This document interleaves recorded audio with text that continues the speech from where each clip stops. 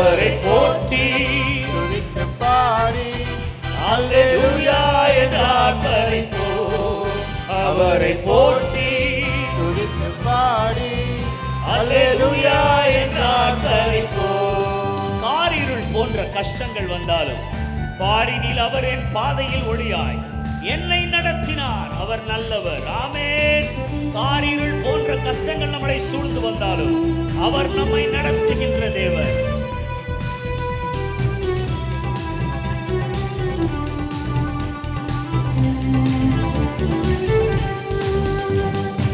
காரிருள் போன்ற கஷ்டங்கள் வந்தும் பாரினில் அவர் என் பாதையில் ஒளியாய். காரிருள் போன்ற கஷ்டங்கள் வந்தும் பாரினில் அவர் என் பாதையில் ஒளியாய் என்னை நடத்தினார். அவர் நல்லவர். அவர் கிருபை என்றும் உள்ளது. என்னை நடத்தினார். என்னை நடத்தினார். அவர் நல்லவர். அவர் கிருபை என்றும் உள்ளது. தேவ கிருபை தேவ கிருபை என்று எல்லோரும் கரங்களை தட்டி உற்சாகமாக அவர் கிருபை என்றும் உள்ளது. அவரை போற்றி துதித்து பாடி அல்லேலூயா என்று ஆர்ப்பரிப்போம். அவரை போற்றி துதித்து பாடி அல்லேலூயா என்று ஆர்ப்பரிப்போம். அல்லேலூயா.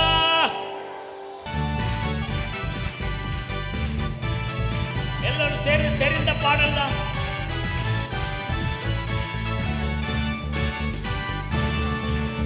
ரத்தம் ஜெயம் ஆஹா ரத்தம் ஜெயம் ஓஹோ ரத்தம் ஜெயம் ஆஹா ரத்தம் ஜெயம் கல்வாரி இயேசுவின் ரத்தம் ஜெயம் காருண்ய தேவனின் ரத்தம் ஜெயம் ஆஹா கல்வாரி இயேசுவின் ரத்தம் ஜெயம் காருண்ய தேவனின் ரத்தம் ஜெயம் எதிரியை துரத்திடும் ரத்தம் ஜெயம் என்னாலும் சுகம் தரும் ரத்தம் ஜெயம் எதிரியை துரத்திடும் ரத்தம் ஜெயம் என்னாலும் சுகம் தரும் ரத்தம் ஜெயம் அதிகாரம் தந்திடும் ரத்தம் ஜெயம் அதிசயம் செய்திடும் ரத்தம் ஜெயம் அதிகாரம் தந்திடும் ரத்தம் ஜெயம் அதிசயம் செய்திடும் ரத்தம் ஜெயம் ஆஹா ரத்தம் ஜெயம் ஓஹோ ரத்தம் ஜெயம் ஆஹா ரத்தம் ஜெயம்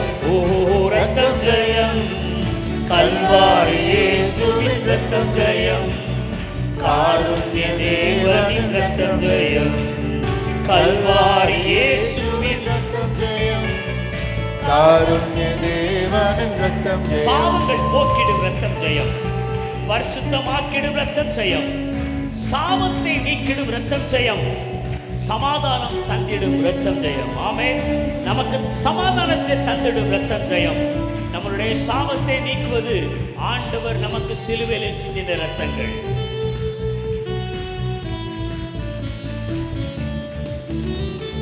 பாவங்கள் போக்கிடும் ரத்தம் ஜெயம் பரிசுத்தமாக்கிடும் ரத்தம் ஜெயம். ஆமென். பாவங்கள் போக்கிடும் ரத்தம் ஜெயம் Yes, Jesus. பரிசுத்தமாக்கிடும் ரத்தம் ஜெயம் சாபங்கள் நீக்கிடும் ரத்தம் ஜெயம் சாபங்கள் நீக்கிடும் ரத்தம் ஜெயம் சமாதானம் தந்திடும் ரத்தம் ஜெயம் நமக்கு சமாதானம் தந்திடும் ரத்தம் ஜெயம் ஆஹா ரத்தம் ஜெயம் ஓஹோ ரத்தம் ஜெயம் ஆஹா ரத்தம் ஜெயம் ஓஹோ ரத்தம் ஜெயம் கல்வாரி இயேசுவின் ரத்தம் ஜெயம் காருண்ய தேவனின் ரத்தம் ஜெயம் கல்வாரி இயேசுவின் ரத்தம் ஜெயம் காருண்ய தேவனின் ரத்தம் விடுதலை தருகின்ற ரத்தம் ஜெயம் வெற்றி மேல் வெற்றி தரும் ரத்தம் ஜெயம் பலவீனம் நீக்கிடும் ரத்தம் ஜெயம் பலவானாய் மாற்றிடும் ரத்தம் ஜெயம்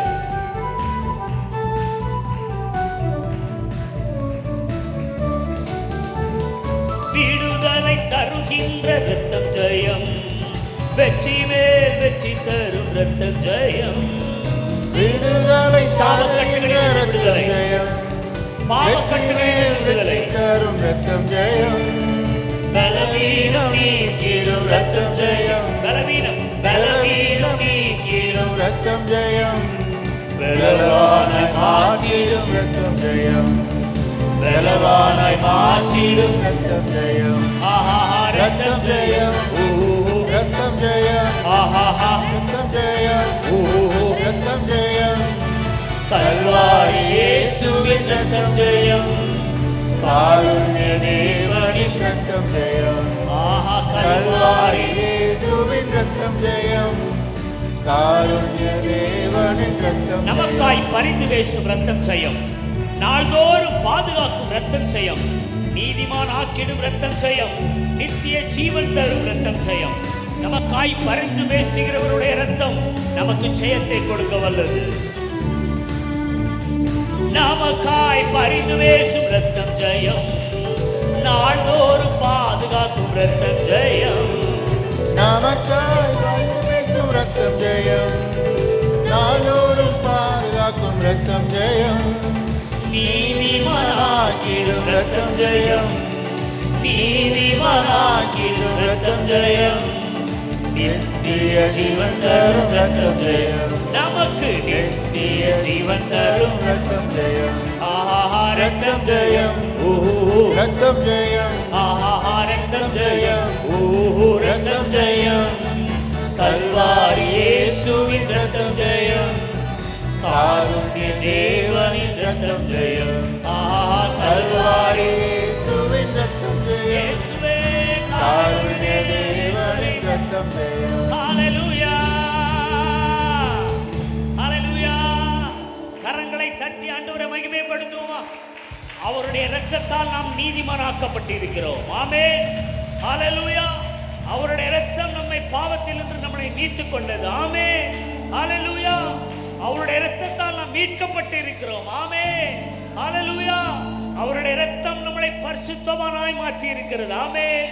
நம்பிக்கை உள்ளவங்க ஆமென் சொல்லி கரங்களை தட்டுவீங்களா? அவருடைய இரத்தம் தான் நம்மளை பரிசுத்தமாக்கி இருக்கிறது. ஆமென். இன்னைக்கு இந்த இடத்துல உட்கார்ந்து இருக்கிறோம். அவருடைய இரத்தம், அவருடைய இரத்தம், இரத்தத்தால் ஜெயம், இரத்தத்தால் ஜெயம். ஆமென். உள்ளத்தின் ஆழத்திலிருந்து இந்த சிலுவை பாடுகளை நினைப்பீங்களா? சிலுவை சுமந்தோராய் சீஷனாகுவோம், சிலுவை சுமந்தோராய் சீஷனாகுவோம், சிந்தை வாழ்விலும் தாழ்மை தரிப்போம், சிந்தை வாழ்விலும் நிந்தை சுமப்பேனும் சந்தோஷம் கொள்வோம், எல்லோரும் சேர்ந்து சிந்தை வாழ்விலும் தாழ்மை தரிப்போம், நிந்தை சுமப்பேனும் சந்தோஷம் கொள்வோம். இயேசு தாங்குவார், அவரே சுமப்பார், ஒரு போதும் கைவிடவே மாட்டார். இயேசு தாங்குவார், அவரே சுமப்பார், ஒரு போதும் கைவிடவே கரங்களை உயர்த்தி மாட்டார். ஹalleluya. எல்லோரும் கரங்களை உயர்த்தி இயேசப்பா ஹalleluya, ஹalleluya, ஹalleluya ஹalleluya, ஹalleluya, ஹalleluya. சொந்த பந்தங்கள் சொல்லாமல் கொள்ளலாம், மாற்றோர் சதி செய்து மதிப்பை கெடுக்கலாம். அவருக்காகவே அனைத்தை இழந்தாலும் அந்த மகிமையில் வேண்டிடுவேன். சொந்தங்கள் நம்மளை விட்டு போகலாம் ஐயா, பந்தங்கள் நம்மை விட்டு போகலாம், கடைசி நேரத்தில் நம்மளை கைவிட்டு விட்டு போகலாம். ஆனால் நேற்றும் இன்றும் என்றும் மாறாத என் கர்த்தர் நம்மளை ஒருபோதும் கைவிட மாட்டார்.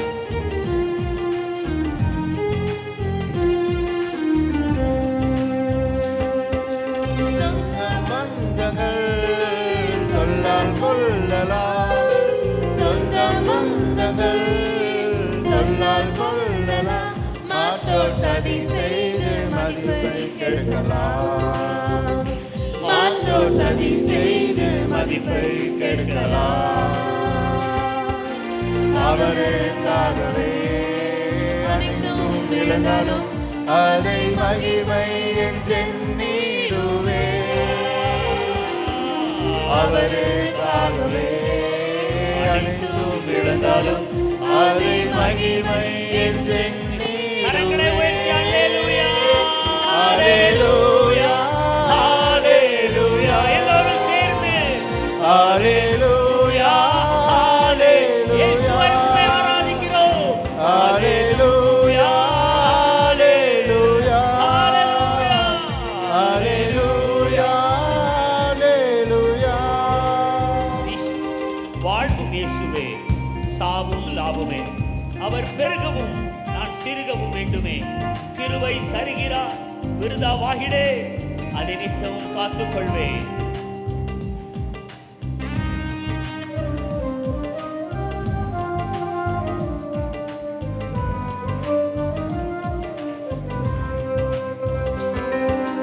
வாழ்வும் இயேசுவே, சாவும் லாபமே. வாழ்வும் இயேசுவே, சாவும் லாபமே. அவர் பெருகவும் நான் சிறுகவும் வேண்டுமே. அவர் பெருகவும் நான் சிறுகவும் வேண்டுமே. கிருபை தருகிறார், விருதாவாகிறேன், அதை நித்தமும் காத்துக் கொள்வேன். கிருபை தருகிறார், விருதாவாகிறேன், அதை நித்தமும் காத்துக் கொள்வேன். அல்லேலூயா அல்லேலூயா ஆமென். அல்லேலூயா அல்லேலூயா அல்லேலூயா அல்லேலூயா அல்லேலூயா அல்லேலூயா. கல்வாரியில் ஆமென் எண்ணிடும் வேளை என்றும் இயேசுவே. கர்த்தாவும் பாடுகள் போதும் நினைத்தால் நெஞ்சம் நெகிழ். கெத்செமனே பூங்காவினில் கெத்செமனே பூங்கா உங்களுக்கும் எனக்காகவும் ஒரு கதியர் அழுதாருங்க. கதறி அழும் ஓசை.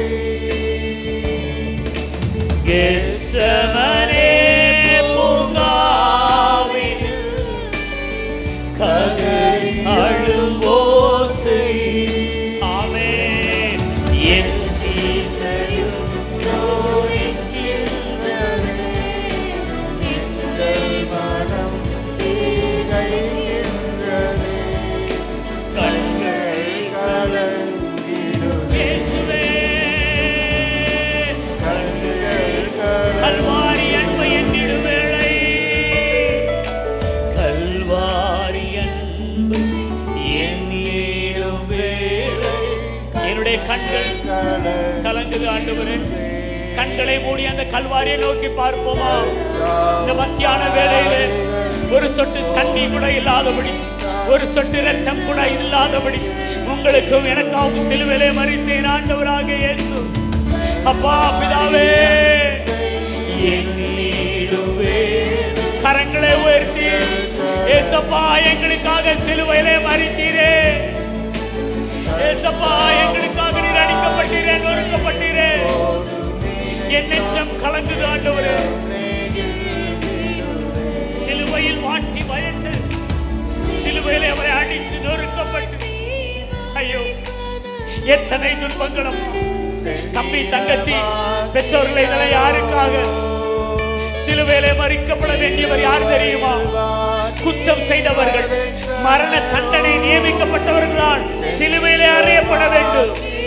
ஆனால் நம்ம ஆண்டவர் ஒரு பாவம் அறியாத நாதன் உங்களுக்காக எனக்காக அந்த சிலுவையிலே மரித்தார் ஐயா.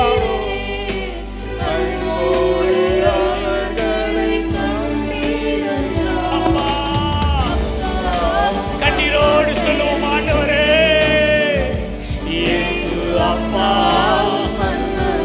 உமது அன்பு பெரியது இயேசப்பா. கல்வாரி அன்பு எண்ணிடும் கண்கள். ஹல்லேலூயா. கர்த்தாவும் இப்போதும் நெஞ்சம்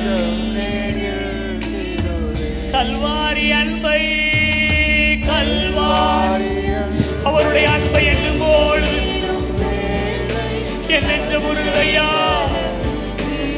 இயேசுவே.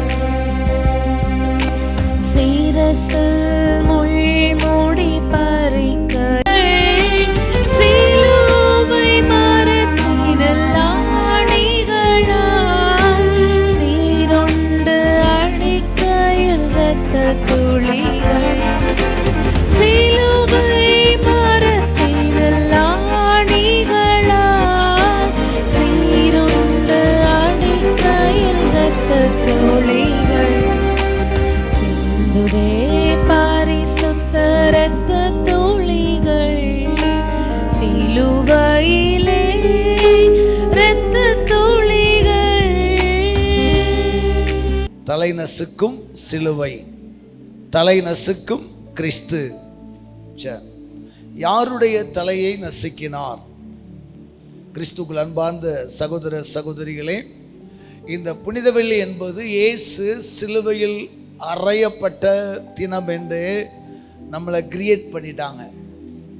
ஆனால் சாத்தானை அவர் என்ன செய்தாராம்? கட்டி ஊர்வலமாக இழுத்து சென்று அவனை அவமானப்படுத்தினார் என்று கொலோசையரில் அந்த புதிய மொழிபெயர்ப்பில் சொல்லப்படுகிறது. அல்லேலூயா. இன்னைக்கு பார்த்தீங்கன்னா ஒரு பெரிய ஒரு சம்பவம், காந்தி இறந்த நாள் என்று போடுவதை விட எப்படி போடணும்னா காந்தி படுகொலை செய்யப்பட்ட நாள்னு போடணும்.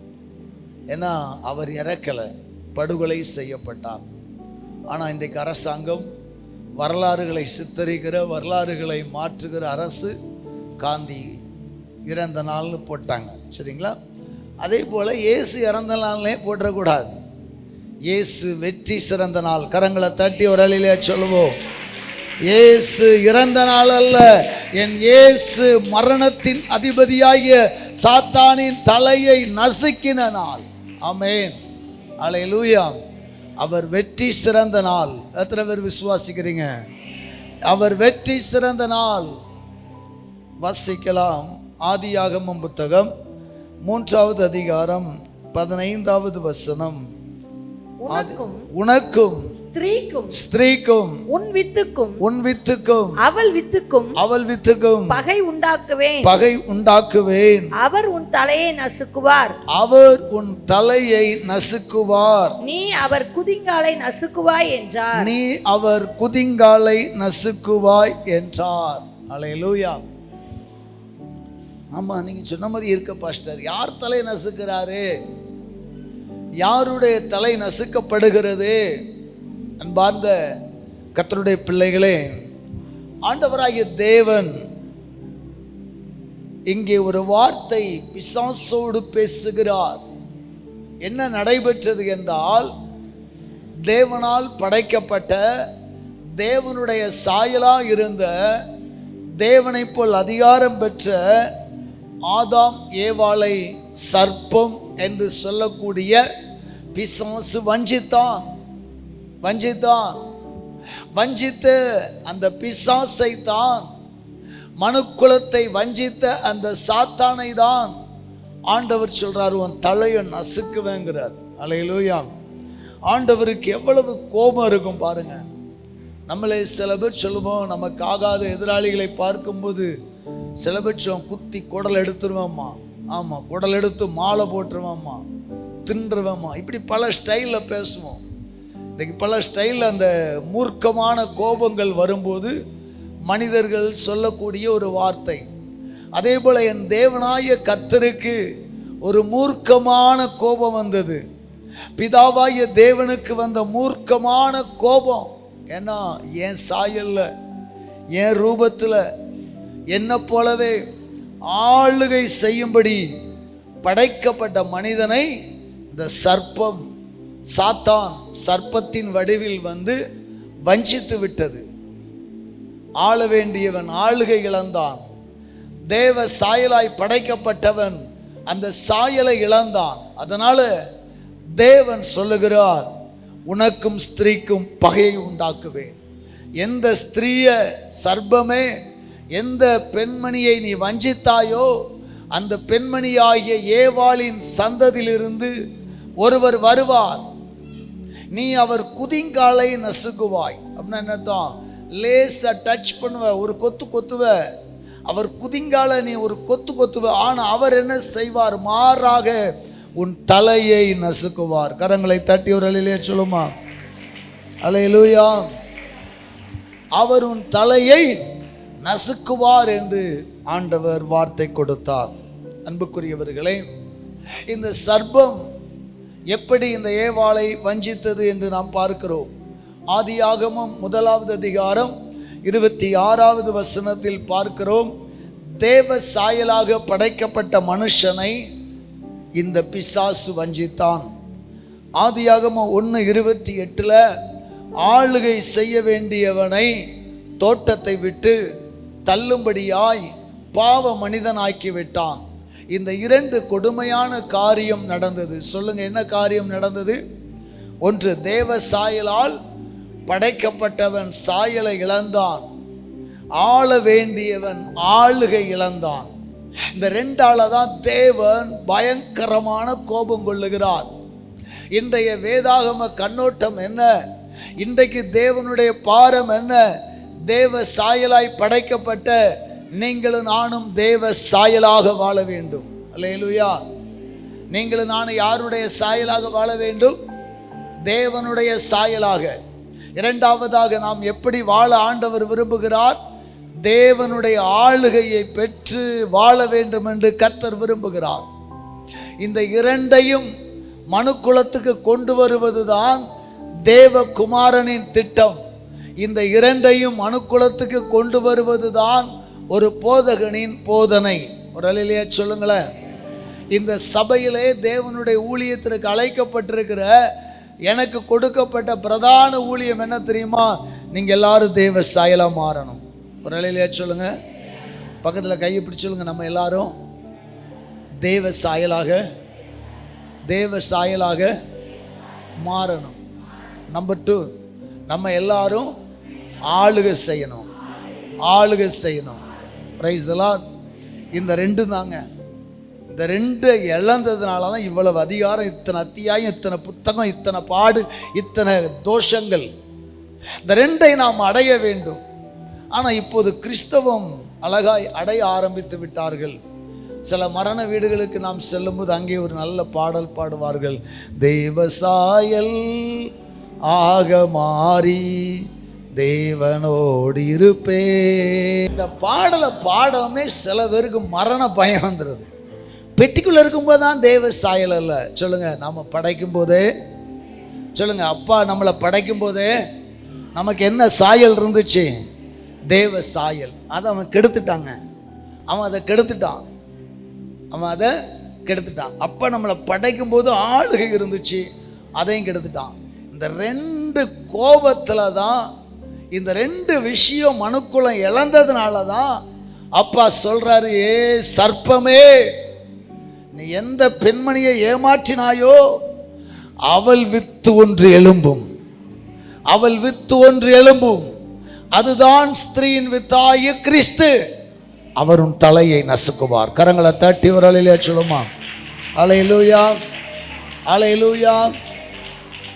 சொல்லுங்க, தேவ சாயல் என்பது பெட்டிக்குள்ள வச்சதுக்கு அப்புறம் இல்லை, லைஃப்ல வாழும்போதே, சர்ச்சில் வாழும்போதே நம்ம யாருடைய சாயலில் வாழணும்? தேவ சாயல்ல. அல்லேலூயா. தேவனோட ரூபத்தின்படி, தேவனுடைய சுபாவத்தின்படி வாழணும். அப்ப இன்றைக்கு ஒரு சபையார் தேவனுடைய சாயல்ல வாழ முடியல. நம்மளை குறை சொல்றாங்களா இல்லையா? போயா சர்ச்சுக்கு போறான் ஒன்று கத்தவா, சபைக்கு போற பொண்ணுன்னு கெட்டினேன், ஐயோ என் மருமக ஒன்று கத்தவா, சபைக்கு போறவன்னு கொடுத்தேன் ஒன்று கத்தவனா இருக்கிறான், ஒரு இந்துக்காரன் கூட கொடுத்துடலாம். அப்படிலாம் சொல்ற அளவுக்கு இன்றைக்கு சமூகம் மாறுகிறதா இல்லையா? நீங்களாம் நல்ல பிள்ளைங்க, ஆமாம், உங்களுக்கெல்லாம் குறையே சொல்ல முடியாது. என்ன சொல்கிறேன், நம்மளை பற்றி சொல்லலை, வேறு சில மக்கள் இந்த மாதிரி பேசுகிறாங்க. அப்போ சபைக்கு போகிறவர்கள் தேவ சாயலாக இல்லை என்பது அநேகருடைய ஏக்கங்கள். சபைக்கு போய் என்ன செய்ய? கிறிஸ்துவ போல இல்லையே. சபைக்கு போகிறான், கிறிஸ்துவ போல மன்னிக்கல. சபைக்கு போயும் மறக்கிற சுபாவம் இல்லை, சபைக்கு போயும் இரக்கம் இல்லை. கல் நெஞ்சாக இருக்கிற அநேக கிறிஸ்தவர்கள் உண்டு. காரணம் என்ன? சர்ப்பம் உங்க தலைக்குள்ள வசமாக கிடக்கான். ஒரு நிலையிலேயே சொல்லுங்களேன், யாருக்குள்ள தேவ சாயல் இல்லையோ, சொல்லுங்க, யாருக்குள்ள தேவனுடைய ரூபம் இல்லையோ, யாருக்குள்ள தேவனுடைய சுபாவம் இல்லையோ, அவங்க சிரசில் சர்ப்பம் வலிமையாக கிடக்கான். அல்லேலூயா. அதைத்தான் இன்றைக்கு கர்த்தர் உடைக்க போறார். ஒரு நிலையிலேயே சொல்லுமா. அப்ப கர்த்தர் சொல்றாரு சர்ப்பத்தை பார்த்து, உன் வித்துக்கும் ஸ்திரீயின் வித்துக்கும் பகை உண்டாக்குவேன், அவர் உன் தலையை நசுக்குவார். ஏன் தலையை நசுக்கணும்? அவர் உன்னை கொல்லுவார், அவர் உன்னை வெட்டுவார், அவர் உன்னை அழிப்பார். சொல்லிருக்கலாம்ல, தலை, சொல்லுங்க, தலையை நசுக்குவார். ஏன் தெரியுமா? வசிக்கலாம். ஆதியாகமம் புத்தகம் 3வது அதிகாரத்தில் முதல்ல என்ட்ரி ஆறாம் சர்ப்பம். பாருங்க, சாத்தான் என்ன பண்றான்? சர்ப்பத்தின் ரூபத்தில் அங்கே கிரியை செய்கிறான். அந்த சர்ப்பமானது தந்திரமுள்ளதாய் இருந்தது. சொல்லுங்க, சர்ப்பமுள்ளது தந்திரமுள்ளதாய் இருந்தது. அந்த சர்ப்பம் ஒரு நாளிலே தோட்டத்துக்குள் வந்து அந்த ஸ்திரீயை நோக்கி, தேவனாகிய கர்த்தர் உண்டாக்கின சகல காட்டு ஜீவன்களை பார்க்கிலும் சர்ப்பமானது தந்திரமுள்ளதாய் இருந்தது.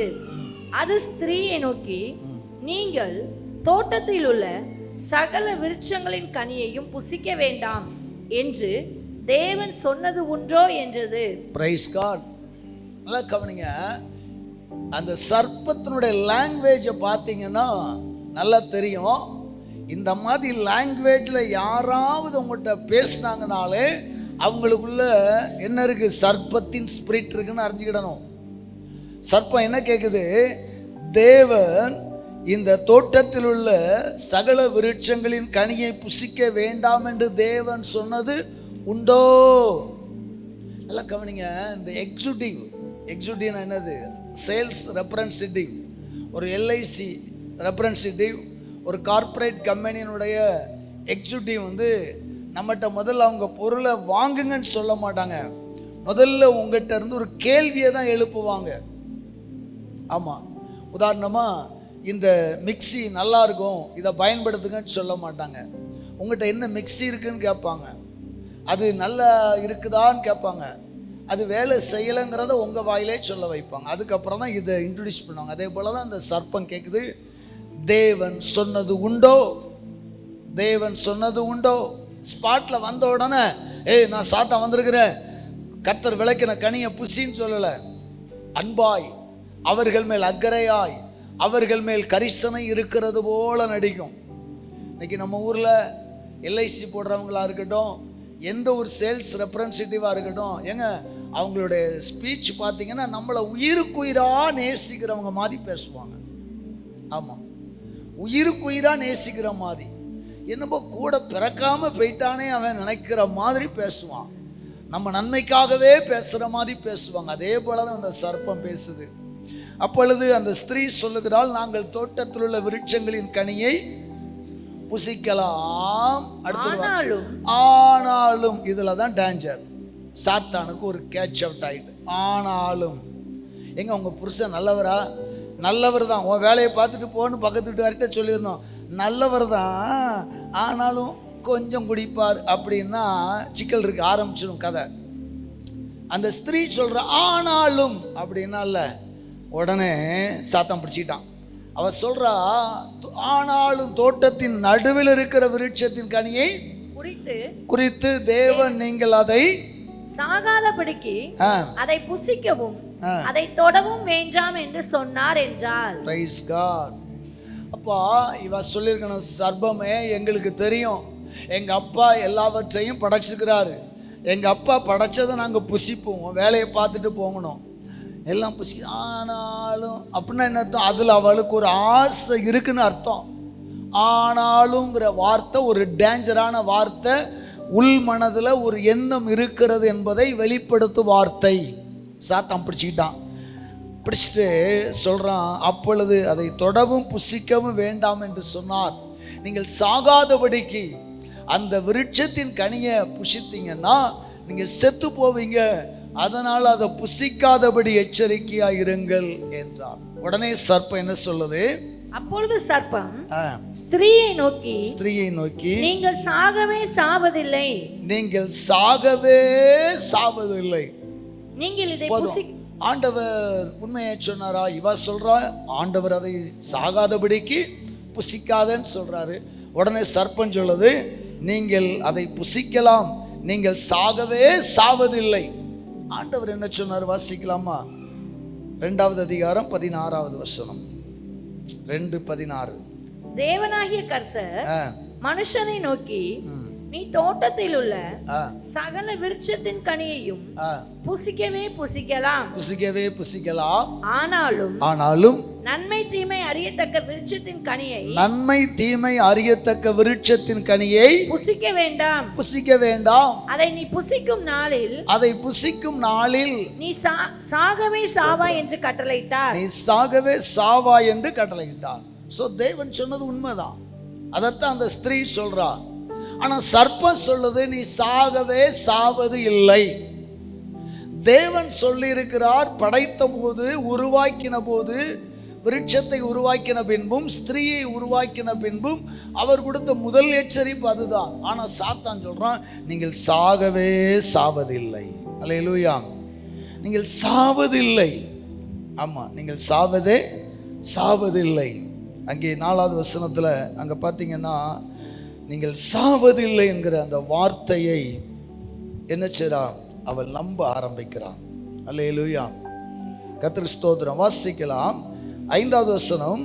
நீங்கள் இதை புசிக்கும் நாளிலே, 3:5, நீங்கள் இதை புசிக்கும் நாளிலே உங்கள் கண்கள் திறக்கப்படும் என்றும் நீங்கள் நன்மை தீமை அறிந்து தேவர்களைப் போல் இருப்பீர்கள் என்றும் தேவன் அறிவார் என்றது. அடுத்து சாத்தான் சொல்லுகிற மிகப்பெரிய பொய், சாத்தானுடைய நாவில் விஷம் நிறைந்தது இருக்கிறது. அந்த சர்ப்பத்தின் நாவில் ஒரு மிகப்பெரிய விஷம். நீங்கள் இதை புசிக்கும் நாளிலே உங்கள் கண்கள் திறக்கப்படும். ஆமா, கண்கள் திறக்கப்படும். அப்போ குருடா இருந்தீங்களா? இந்த ஏவாள் கேட்டிருக்கணும், நான் என்ன குருடா? இல்லை. ஆனால் அவன் சொல்கிறான், உன் கண்கள் திறக்கப்படும். அடுத்து சொல்கிறான், நீங்கள் நன்மை தீமை அறிந்து யாரை போல இருப்பீங்க? தேவர்களைப் போல. புதிய மொழிபெயர்ப்புலையும் மற்றும் அநேக மொழிபெயர்ப்புகளில் தேவனை போல சொல்லுங்க. சாத்தான் பொய் சொல்றான், நீங்க யாரை போல மாறுவீங்கன்னு. இப்போ ஒரு கேள்வி கேட்கிறேன், சாத்தான் சொன்னது பொய்யா உண்மையா? ஒரு விஷயத்தை நல்லா புரிஞ்சிடுங்க. அவர்கள் யாரை போலதான் இருந்தாங்க? தேவனை போலதான் இருந்தாங்க. ஒரு பெரிய ஆபத்து என்னன்னா, இந்த ஏவாள் ஏன் விழுந்தால், முதலில் கிறிஸ்துவுக்குள் நான் யார், தேவனுக்குள் நான் யார், நான் யார் என்று அறியாததினால தான் கிறிஸ்தவம் விழுகிறது. ஒரு அலையிலேயே சொல்லுங்களேன். ஏற்கனவே இந்த ஆதாம் ஏவாளை தேவன் அவருடைய சாயலாக தான் படைத்தார்.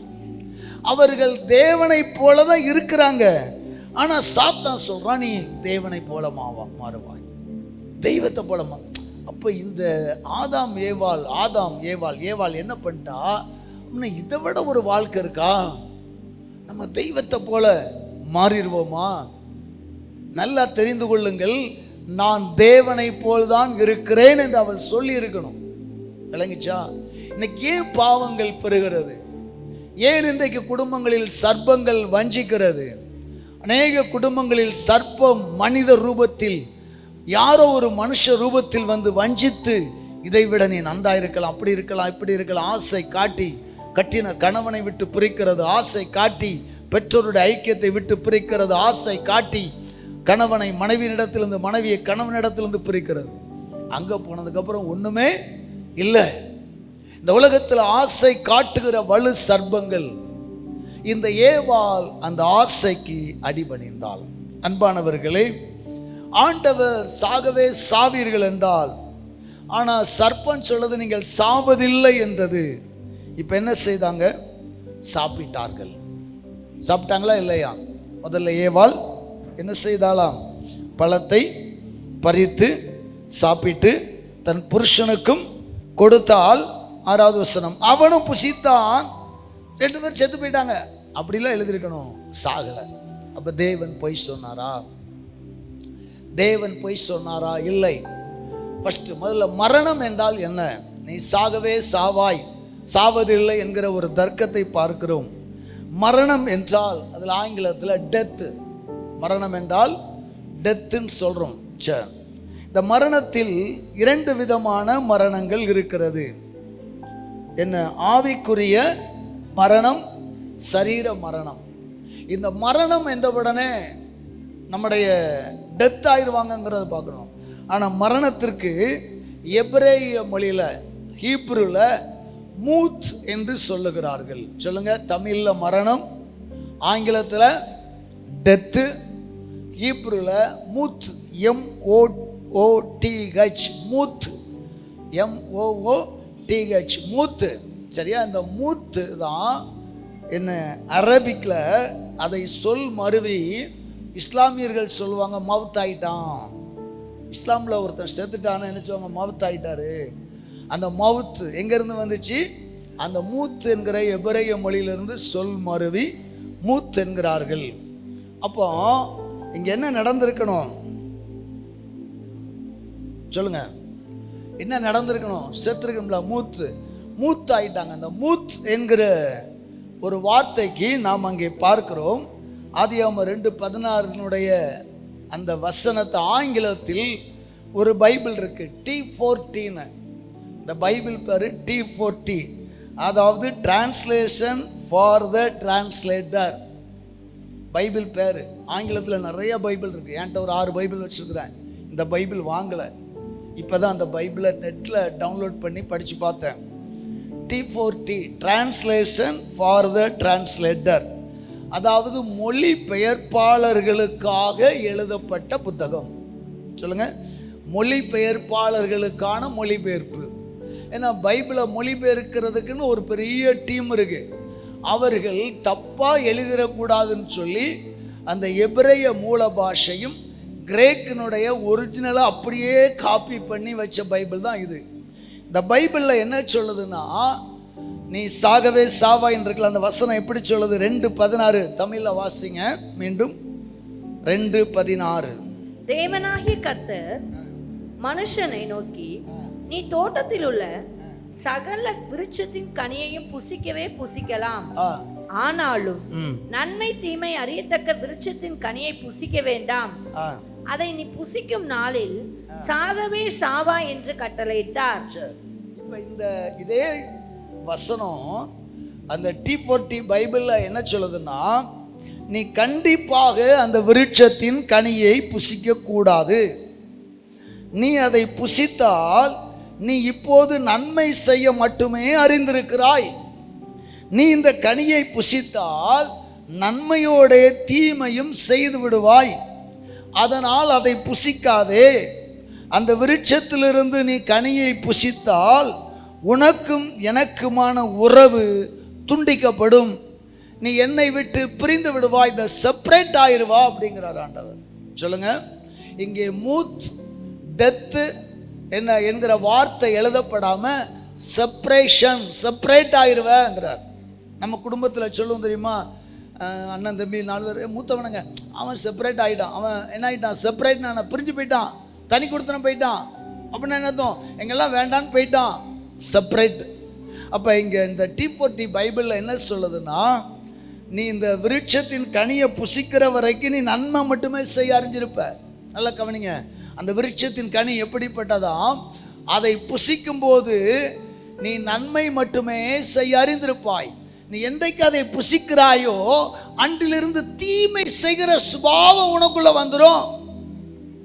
நீ என்னை விட்டு பிரிஞ்சு போயிருவ, எனக்கும் உனக்கும் உண்டான உறவு துண்டிக்கப்படும், அதனால புசிக்காதே என்றார். பிரலையிலே சொல்லுங்க. அப்ப சரீர மரணம் அல்ல, ஸ்பிரிச்சுவல் டெத். சொல்லுங்க, ஸ்பிரிச்சுவல் டெத், ஆவிக்குரிய மரணம். நன்றாய் கவனிங்கள். ஆவியும் ஆத்துமாவும் ஒரு சரீரத்தை விட்டு பிரிந்தால் அது சரீர மரணம், பிரீஸ்டர்ல வச்சிடணும். ஆவியும் ஆத்துமாவும் தேவனை விட்டு பிரிந்தால் அது என்ன மரணம்? ஆவிக்குரிய மரணம். சொல்லுங்க, 2 மரணம். மறுபடியும் சொல்றேன், ஆவியும், சேர்ந்து சொல்லுங்க எல்லாரும், ஆவியும் ஆத்துமாவும் சரீரத்தை விட்டு பிரிந்தால், உடனே பாட்டு பாட செல்வி வந்துடுவா, பரலோகமே, பாடகர் குழுவினர் வந்துடுவாங்க. அதுதான் சரீர மரணம். இப்போ சர்ச்சுக்கே 4 வாரம் வரல, அப்படியே ஆள் சினிமாவுக்கு போகுது. இது என்ன மரணம்? ஆவியும் ஆத்துமாவும் தேவ பிரசன்னத்தை விட்டு பிரிகிறதுக்கு பேர் என்ன மரணம்? ஆவிக்குரிய மரணம். இங்கே ஆண்டவர் சொன்னது ஆவிக்குரிய மரணம். நீ செப்பரேட் ஆயிருவ, ஆதாமே நீ என்னை விட்டு என் உறவை விட்டு பிரிஞ்சிருவ என்றாரு. இதை விளங்கிக் கொள்ளும்படி லூக்கா சுவிசேஷத்தில் 15வது அதிகாரம் 24வது அதிகாரத்தில் ஒரு சம்பவத்தை பார்க்கிறோம். என் குமாரனாகிய இவன் மரித்தான், திரும்பவும் உயிர்த்தான். என் குமாரனாகிய இவன் மரித்தான், திரும்பவும் உயிர்த்தான். உயிர்த்தான். அங்கே யாரை குறித்து சொல்லப்படுகிறது? இளைய குமாரனை குறித்து. ஐயா, இளைய குமாரன் தகப்பனை விட்டு வெளியே போயிட்டு மறுபடி வாரான். ஆனா அங்கே பயன்படுத்துகிற வார்த்தை என்ன? மரித்தான். மரித்தான், செப்பரேட் ஆயிட்டான், மரித்தான். அவன் சரீரங்கள்ல மரிக்கல, தகப்பனுடைய அன்பை விட்டு, தகப்பனுடைய ஐக்கியத்தை விட்டு, தேவ பிரசன்னத்தை விட்டு விலகி போனான். அப்ப மரணம் என்பது சரீர மரணத்தை மட்டும் பைபிள்ல குறிக்கல, ஸ்பிரிச்சுவல் டெத். அல்லேலூயா. ஆவிக்குரிய மரணத்தை தான் இங்கே தகப்பன் சொல்லுகிறதை பார்க்கிறோம். என் மகன் மரித்தான், என் மகன் மரித்தான், மீண்டு வந்திருக்கிறான். அப்ப எப்போது தேவ சமூகத்துக்கு அப்பாவுடைய அன்புக்குள்ள வர்றானோ அவன் ஜீவனை அடைகிறான். எப்பொழுது சபையை விட்டு, தகப்பனை விட்டு, தேவ அன்பை விட்டு ஒருவன் போகிறானோ அவன் மரிக்கிறான். ஏங்க நம்மளே இந்த வார்த்தை சொல்லத்தானே செய்வோம். சில குடும்பத்தில் அப்பா சொல்ல கேளாமல் ஒரு பையன் யாரையாவது கூட்டு போயிட்டான், இல்லை பொண்ணு எவ்வளையா கூட்டு போயிட்டான்னா சொல்லுவாங்க, என்ன உங்கள் மகனை காணும், செத்துட்டான், அவனை பற்றி பேசாதீங்க சொல்கிறோமா இல்லையா?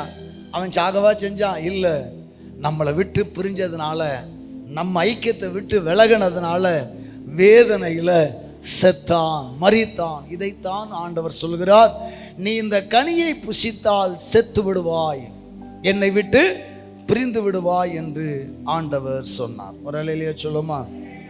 அன்பான கர்த்தருடைய பிள்ளைகளே, இப்படியாக சாத்தான் இந்த ஏவாளை வஞ்சித்தான்.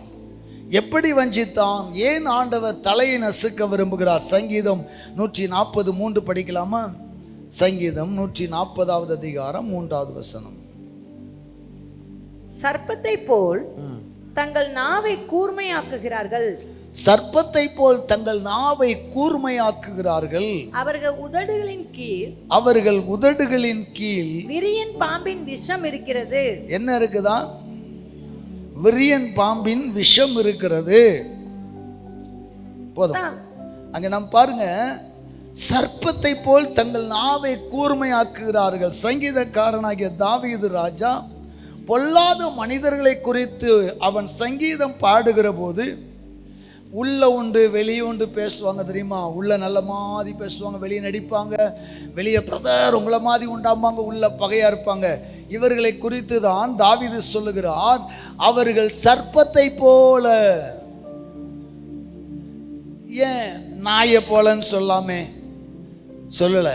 ஏன்னா நாய் வல்லு வல்லு குலைக்கும், குலைக்கிற நாய் சிலது கடிக்காது, சில அது கம்முன்னு இருக்கும், டபக்குன்னு பாண்டிடும். அதனால நாயை ஒப்பிடலை, பிசாசுக்கு ஒப்பாக பைபிள் பல இடங்கள் எதைத்தான் சொல்லுது? சர்ப்பம். இங்கே தாவீது சொல்றாரு, சர்ப்பத்தை போல தங்கள் நாவை கூர்மையாக்குகிறார்கள்.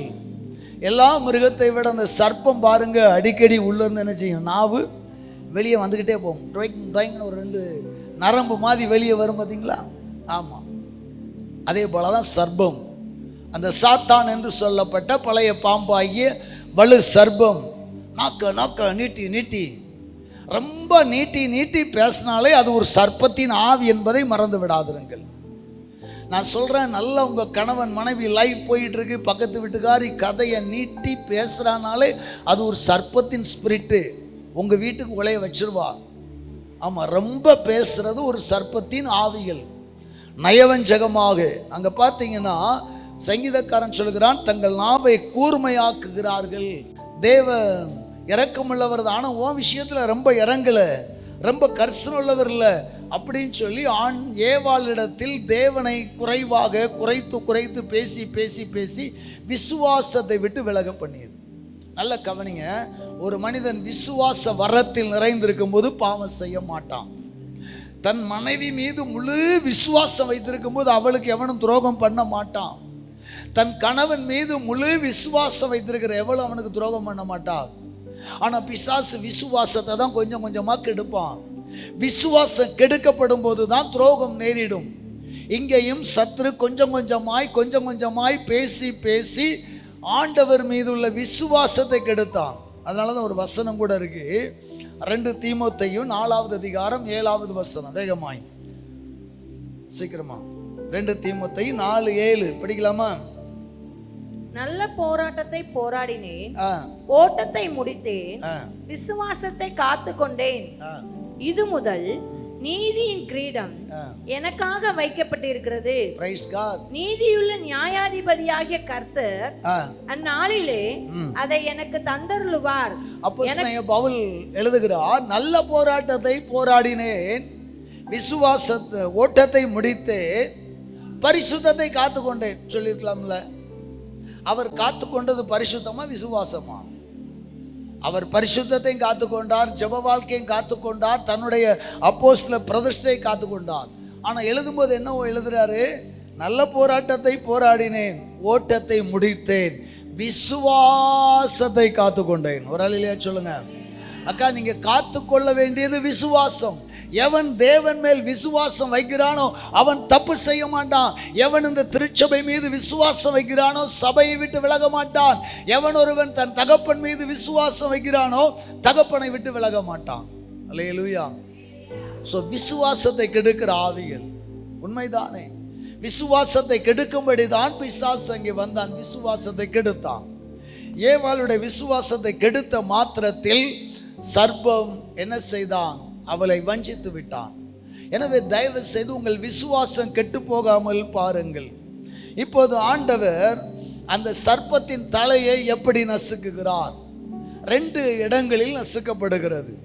ஒன்று பழைய ஏற்பாட்டில் நிழலாக, புதிய ஏற்பாட்டில் நிஜமாக.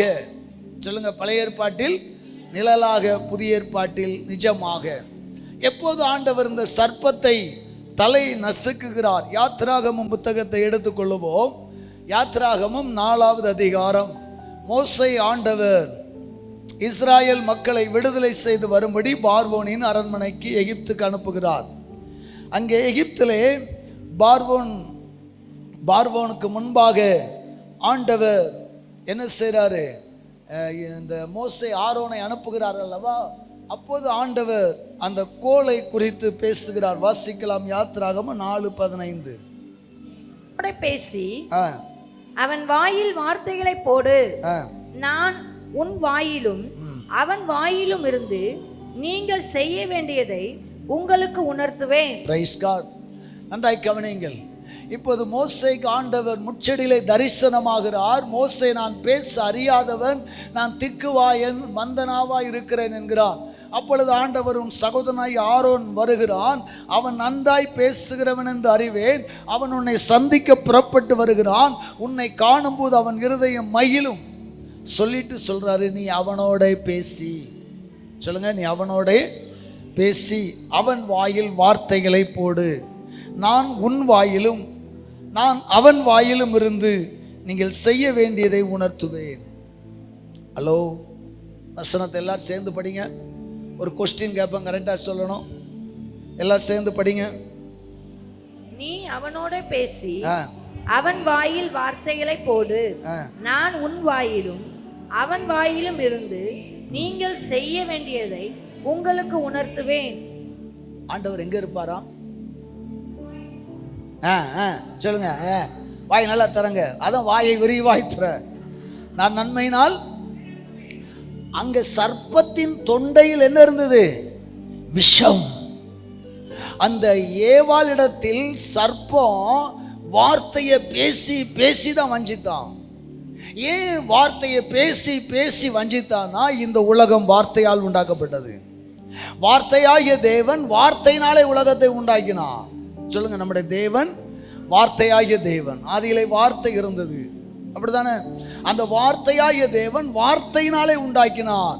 சந்திரன் உண்டாகட்டும், ஆகாய விரிவு உண்டாகட்டும், நதி உண்டாகட்டும், நட்சத்திரம் உண்டாகட்டும், உண்டாகட்டும் உண்டாகட்டும் உண்டாகட்டும். வார்த்தை வார்த்தை வார்த்தை, வேர்டு வேர்டு வேர்டு, வார்த்தையே பேசினார் ஆண்டவர். புரியுதா? அவர் வார்த்தையாகிய தேவன். சொல்லுங்க, வார்த்தையை பேசியே உலகத்தை உண்டாக்கினார். இப்ப சர்ப்பம் என்ன செய்யறான்? அதே வார்த்தை கொண்டு வரான். சொல்லுங்க, அதே வார்த்தை கொண்டு வரான். ஆனா அவன் வார்த்தையில உள்ள என்ன இருந்துச்சான்? தொண்டையில விரியனுடைய விஷம் இருந்தது. விஷமுள்ள வார்த்தையை கக்கி கக்கி நல்ல குடும்பத்தை பிரிச்சுட்டான். அப்பா பிள்ளை உறவை செப்பரேட் பண்ணிட்டான். இப்ப ஆண்டவர் யுத்தம் பண்ண போறார். ஒரு அலையிலே சொல்லுங்க, ஆண்டவர் யுத்தம் பண்ண போறாரு. ஆண்டவர் மோசே கூப்பிடுகிறார், நீயும் உன் சகோதரனும் போய் பேசு, நான் அவன் வாயில் வார்த்தைகளை போடுவேன். அல்லேலூயா. நான் உன் வாயிலும் அவன் வாயிலும் இருந்து பேச வேண்டியதை பேசுவேன், செய்ய வேண்டியதை உணர்த்துவேன். அல்லேலூயா, அல்லேலூயா. வார்த்தையை போடுவேன், அவன் வாயில வார்த்தைகளை போடு. வார்த்தை. அப்ப ஆண்டவர் ஆயுதத்தை எப்படி முறிக்கிறார் பார்த்தீங்களா? ஒரு நம்ம ஊர்ல சொல்லுவோம், முள்ள முள்ளால தான் எடுக்கணும்பாங்க. கேள்விப்பட்டீங்களா? முள்ளால தான் எடுக்கணும். அப்ப வார்த்தையாலே உலகத்தை உண்டாக்கினவன், வார்த்தையினாலே சகலவற்றை படைத்த வார்த்தையாகிய தேவன். இப்ப சாத்தான் பார்க்குறான், அவனும் வார்த்தையை பேசியே கெடுத்துட்டான். இப்ப ஆண்டவர் பார்க்குறாரு, இந்த சர்ப்பத்தையும் வார்த்தை கொண்டே உடுக்கணும். ஒரு அலையிலே சொல்லுங்களேன், வார்த்தையினாலே அவனை வீழ்த்த வேண்டும். 4:28 வாசிக்கலாம். 4வது அதிகாரம் 28வது வசனம். அப்பொழுது மோசே தன்னை அனுப்பின கர்த்தருடைய சகல வார்த்தைகளையும் அவர் தனக்கு கட்டளையிட்ட சகல அடையாளங்களையும் ஆரோனுக்கு தெரிவித்தான். இப்போ ஆரோனும் மோசேயும் சந்திக்கிறார்கள். ஆரோனும் மோசேயும் கட்டிப்பிடித்து முத்தம் செய்தார்கள். அப்பொழுது மோசே ஆரோனிடத்தில் என்ன சொல்லுகிறான்? கர்த்தருடைய சகல வார்த்தைகளையும் அவர் தனக்கு கட்டளையிட்ட சகல அடையாளங்களை கூறினான். அல்லேலூயா. அடையாளங்களை கூறி அவர்கள் கடந்து சென்றார்கள். 4:17 படிக்கலாமா? 4:17 ஆண்டவர் சொல்கிறார், இந்த கோலையும் உன் கையிலே பிடித்து கொண்டு போ, உன் கையிலே பிடித்து கொண்டு போ, இதனால் நீ அடையாளங்களை செய்வாய் என்றார். இந்த கோலையும், இந்த கோல் எதை குறிக்கிறது என்றால் வார்த்தையை குறிக்கிறது. கோல் எதை குறிக்கிறது சொல்லுங்க? வார்த்தை, வேர்டு, வார்த்தையை குறிக்கிறது. நல்லா கவனிங்க. அந்த கோலை தான் கீழே போட்டபோது அது சர்ப்பமாக மாறிச்சு, மீண்டும் பிடிச்சான், அது கோலா மாறியது. ஆண்டவர் சொல்றார், இந்த கோலையும் கொண்டு போ. அந்த கோல் தேவனுடைய கோலாக மாறியது. மோசேயின் கரத்தில் இருந்த கோல் தேவனுடைய கோலாக மாறியது. தேவன் அந்த கோலில் அவருடைய நாமத்தை எழுதினார். அவருடைய நாமத்தை எழுதினார். ஒரு விஷயம் உங்களுக்கு தெரிஞ்சிடுங்க, அந்த காலங்களில் பத்திரம் எழுதுறதே கோல்ல தான். அந்த காலத்தில் ஒவ்வொரு குடும்ப தலைவர்களும் தனக்கு ஒரு கோல் வைத்திருப்பார்கள். அந்த கோலில் சில லெட்டர்ஸ் உருவகங்களாய் வரைந்திருக்கும். அந்த கோல்ல அவர்களுடைய சொத்து மதிப்பு என்ன, அவர்களுடைய கோத்திரம் என்ன, அவர்களுடைய நிலப்பரப்பு என்ன என்பதை அந்த கோலில் எழுதியிருப்பார்கள். அந்த கோலை ஒரு படித்த அறிஞர்கள் பார்த்தா, இந்த கோலை உடையவன் இந்த தேசத்துக்காரன், இந்த கோலை உடையவன் இப்படிப்பட்ட உயர்ந்த சீமான், இந்த கோலை உடையவன் இப்படிப்பட்டவன் என்று அறிந்து விடுவார்கள். அப்படிப்பட்ட ஒரு நாமங்கள் எழுதப்பட்டு இருக்கும். யூதா ஒரு நாள் மயிர் கத்தரிக்க வருகிற வேளையில் அங்கே ஒரு வேசி இருக்கிறாள் என்று கண்டு அவளிடத்தில் பிரவேசிப்பான். அது தன்னுடைய மருமகள் தாமார் என்று அவனுக்கு தெரியாது. யாரோ ஒருத்தி நினைச்சு இருந்துட்டுகள்ல துட்டுக்கு கொண்டு வரல, அப்போ நான் பணம் கொடுத்து விடுகிறேன், அதுவரை இந்த கோலும் இந்த மோதிரமும் இந்த ஆபரணங்கள் இருக்கட்டும் என்று கொடுத்து சொல்லுவான். மறுபடி பணத்தை கொடுத்து ஆட்டுக்குட்டியை கொடுத்துட்டு அதை வாங்கிட்டு வரலாங்கிறவர்கள் அவள் எஸ்கேப் ஆயிடுவா. கோலை கொண்டுட்டு, ஆரத்தை கொண்டுட்டு, மோதிரத்தை கொண்டுட்டு. அப்புறம் கொஞ்ச நாள் கழிச்சு அவள் கர்ப்பவதி ஆவாள். அப்பொழுது இந்த யூதா மருமகள் புருஷன்ல, ஏன்னா அவன் பிள்ளை ஒன்னொன்னா டெத் ஆயிடுறாங்க, எப்படி அவள் கர்ப்பவதியானால் அவளை சபை முன்பதாய் கொண்டு வாருங்கள் என்று சங்கத்தை கூட்டும் போது அவன் அந்த கோலை கொடுத்து விடுவான். அந்த கோல் யாருடைய இது பாருங்கன்னு. அப்படியானால் யூதா அது என் கோல் அல்ல என்று சொல்ல முடியாது. அங்கே யாருடைய நாமம் தரிக்கப்பட்டிருக்கிறது? யூதாவின் நாமம். அப்பதான் யூதா அச்சப்படுகிறான், ஐயோ நான் தான் பாவி ஆயிட்டேன்னு சொல்லி. அப்புறம் அவளோட சேரலை, அதோட விட்டுருதான் அந்த கதையை. சம்பவத்துக்காய் சொல்லுகிறேன். கோலில் தேவனுடைய வார்த்தை எழுதப்பட்டது. எப்போது மோசே கரத்தில் இருக்கிற கோல் கீழே விழுந்து மறுபடி அது சர்ப்பமாய் மாறி மறுபடி கோலாக மாறியதோ, அது தேவனுடைய கோலாக மாறியது. கரங்களை தட்டி ஒரு அலையிலே சொல்லுவோம், என் கோலை எடுத்துக்கொண்டு. ஆண்டவர் சொல்றார், நல்லா கவனிங்க. எப்போது நம்மில் சில பேர் தேவனுக்காய், தேவனுடைய ஊழியத்திற்காய் ஒரு அப்போஸ்தலரால் பிரதிஷ்டை செய்யப்பட்டு இந்த கனமான ஊழியத்துக்கு என்று போறோமோ, அதன் பின்பு அவர்கள் உலகத்துக்குரியவர்கள் அல்ல, அவர்கள் தேவனுடையவர்கள். என் மேய்ப்பர், என் ஆசாரியன், என் தீர்க்கதரிசி, என் ஊழியக்காரன் என்று ஆண்டவர் உரிமை பாராட்டுகிறார். அப்படித்தாங்க அந்த கோல். ஒரு அலையிலேயே சொல்லுங்களேன், வார்த்தையாகிய கோல். அந்த நாட்களிலே அந்த கோலை யாத்ராகமம் 7வது அதிகாரத்துக்கு கடந்து செல்லுவோம். மோசே எடுத்துக்கொண்டு செல்லுகிறான். 7வது அதிகாரம் 9வது வசனத்தில், உங்கள் பட்சத்திற்கு ஒரு அற்புதம் காட்டுங்கள் என்று பார்வோன் உங்களோட சொன்னால், அப்பொழுது நீ ஆரோனை நோக்கி உன் கோலை எடுத்து அதை பார்வோனுக்கு முன்பாக போடு என்பாயாக, அது சர்ப்பமாகும் என்றார். மோசேயும் ஆரோனும் பார்வோனிடத்தில் போய் கர்த்தர் தங்களுக்கு கட்டளையிட்டபடி செய்தார்கள். ஆரோன் பார்வோனுக்கு முன்பாகவும் அவன் ஊழியக்காரருக்கு முன்பாகவும் தன் கோலை போட்டான், அது சர்ப்பமாயிற்று. அப்பொழுது பார்வோன், போதும். இப்ப தேவனுடைய கோல், ஆரோனின் கோல், மோசேயின் கோல் யாருடைய கோலாய் மாறிற்று? தேவனுடைய கோலாய் மாறிற்று. என் பலன், தேவ பலன், என் ஆயுதம் தேவனுடைய ஆயுதம், என் பணம் தேவனுடைய பணம் என்று சொல்லுவீர்கள். ஏனால் உங்கள் வாழ்க்கை வலிமையுள்ளதாய் மாறும். சம்பாதிக்கிறது நீங்கள் தான். உங்கள் கையில் 10,000 ரூபா இருக்கு, தசமபாக 1000 ரூபாய்க்கிறீங்க, மீதி 9,000 ரூபா உங்களுடையது என்று நினைக்கிற வரை உங்களுக்கு ஆசீர்வாதம் இல்லை. இதுவும் தேவனுடையது. என் பணம் தேவனுடையது, நான் தேவனுடையவன், நான் தேவனுடையவன் சொல்லி பாருங்களேன். கர்த்தர் சொல்றாரு, என் கோலை போடு. இப்போ அந்த கோலை போடுகிறான், அது என்னவாய் மாறிற்று? பாம்பாயிற்று. நமக்கு எல்லாருக்கும் தெரியும். வேகமாய் அடுத்த ஸ்டெப்ஸில் போகிறேன். அப்பொழுது பார்வோனும் மந்திரவாதிகளிடத்திலே உங்கள் கோல்களை போடுங்கள் என்றான். அப்பொழுது அதுவும் என்னவாய் மாறிற்று? பாம்பாக மாறிற்று. இப்போது அரண்மனையில் 10-12 பாம்பு புல்லு புல்லு புல்லு புல்லுன்னு எழிஞ்சிட்டு இருக்கு. ஆனா என்ன நடந்துச்சு? மோசே பார்த்து கொண்டே இருக்கிறான். மோசேயின் கரத்திலிருந்து, ஆரோனுடைய கரத்திலிருந்து போடப்பட்ட அந்த கோல், அந்த பாம்பு மற்ற பாம்புகளை லபக்கு லபக்கு லபக்குன்னு திங்க ஆரம்பிச்சது. ஒரு வழியிலே சொல்லுங்களேன், விழுங்கியது. ஆமென் சொல்லுங்களேன். 12வது வசனம், அவர்கள் ஒவ்வொருவனாக தன் தன் கோலை போட்ட போது அவைகள் சர்ப்பங்களாயின.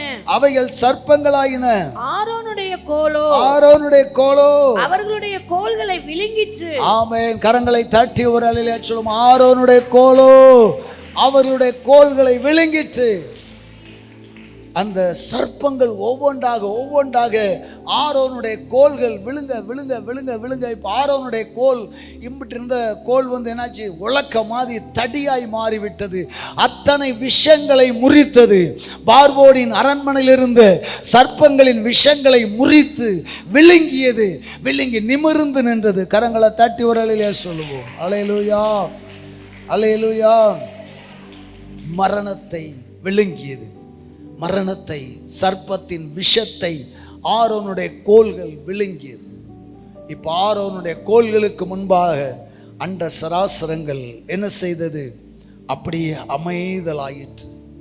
அன்பான தேவ பிள்ளைகளே, எல்லா சர்ப்பத்தின் விஷங்களை, அங்கே அரண்மனையில் எத்தனை பாம்பு வந்துச்சோ, எத்தனை குட்டி பாம்புகள் வந்துச்சோ, எல்லா விஷங்களையும் ஒன்று விடாமல் கழுத்தை நெறித்து முதல்ல தலையை தான் பிடுங்கும். தலையை தான் பிடிக்கும். பாம்பு பிடிச்சு ஒவ்வொன்றாய் விழுங்கியது.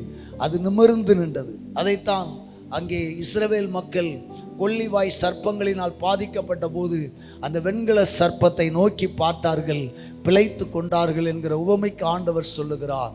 இப்போது கிறிஸ்து எப்படி தலையை நசுக்கினார்? நாம் இங்கே வருவோம் வேகமாய். புதிய ஏற்பாட்டுக்குள் கர்த்தருடைய கிருபையினால நாம் அங்கே பார்க்கிறோம், அந்த சர்ப்பம் எப்படி விஷத்தை கக்கியதோ அதே போல கர்த்தராகிய இயேசு கிறிஸ்து மீது கக்கப்பட்ட, இயேசு மீது ஏற்றப்பட்ட விஷயங்கள் என்ன, அதை பார்த்து அந்த விஷத்தை ஆண்டவர் எப்படி முறித்தார் என்று பார்க்க போகிறோம். பிரைஸ் தி லார்ட், அல்லேலூயா. சரி, இப்போ பிந்தின ஆதாமாய இயேசு, ஸ்திரீயின் வித்தாய இயேசு எப்படி தலையை நசுக்கினார்? அல்லேலூயா. எப்படி தலையை நசுக்கினார் என்று பார்க்கலாம். இந்த சர்ப்பம் இயேசு கிறிஸ்து ஊழியத்துக்கு வரையுமே மறுபடி சோதிச்சானா இல்லையா? ஆண்டவர் உபவாசம் இருந்தபோது ஆவியானவராலே வனாந்தரத்திற்கு கொண்டு போகப்பட்டு சோதிக்கப்பட்டான். அப்போது இயேசு கிறிஸ்துவினிடத்திலே அவன் பேசிதான் வர்றான். அங்கேயும் வார்த்தையை தான் பேசுறான். அவனுக்கு தெரியும் இவர் வார்த்தையாகிய குமாரன், இவர்கிட்டையும் பேசி பார்க்கலான்னு சொல்லி சீர்கேடான கிழவிகளின் வீண் பேச்சை பேசுகிறான். என்ன பேசுறான்? நீர் முதலாவது இந்த கல்லுகளை அப்பங்களாக மாற்றும். ஆண்டவருக்கு தெரியும், நீ தான் உங்க தோட்டத்தில் என்ன செஞ்ச? கெடுத்த. முதல் ஆதாம, பிந்தின ஆதாமாய நான் அடுத்து விக்கெட் எடுக்க இறங்கியிருக்கிறேன், நீ என்ன கெடுக்கவா பார்க்குறான்னு சொல்லி அவர் பேசவே இல்லை. எதை வச்சு பேசினாரு? வார்த்தையாகிய வசனத்தை வைத்து பேசினார். மனுஷன் அப்பத்தினால் மாத்திரமல்ல, தேவனுடைய வாயிலிருந்து வருகிற வார்த்தையினால் பிழைப்பான் என்றார். அல்லேலூயா. தள்ளதறிக்க போயிட்டான். அடுத்து என்ன செய்தான்? வாசிக்கலாம். அங்கே சம்பவங்கள் தெரியும் நமக்கு. 2வது சோதனை என்ன? ஆண்டவரை ஒரு தேவாலயத்தின் உப்பரியில் போய் நிறுத்தி நீர் தேவனுடைய குமாரனையானால் தாழ குதியும். இப்போ அவன் வார்த்தை பேசுகிறான். அவன் ஆதியிலே வார்த்தை பேசினவன். பேய்க்கு வசனம் தெரியாது நினைக்காதீங்க. பேய்க்கு வசனம் தெரியும், தப்பிச்சல் அதுக்கு வழி தெரியும். பேய் சொல்றான், என்ன சொல்றான், நீ தேவனுடைய குமாரனையானால் தாழ குதியும், ஏனெனில் அவர் தம்முடைய உம்மை குறித்து கட்டளையிடுவார், உமது பாதம் கல்லில் இடராதபடிக்கு அவர்கள் உம்மை கைகளில் ஏந்தி கொண்டு போவார்கள் என்பதாய் எழுதியிருக்கிறது என்று சொன்னார். அல்லேலூயா. சாத்தான் வேதம் ஓதுகிறான் என்று சொல்லுவார்கள் அல்லவா, சாத்தான் வார்த்தையை மறுபடியும் ஓதுகிறான். புதிய ஏற்பாட்டில் கிறிஸ்துவின் துவக்க கால ஊழியத்தில் அதற்கு இயேசு என்ன சொன்னாரு?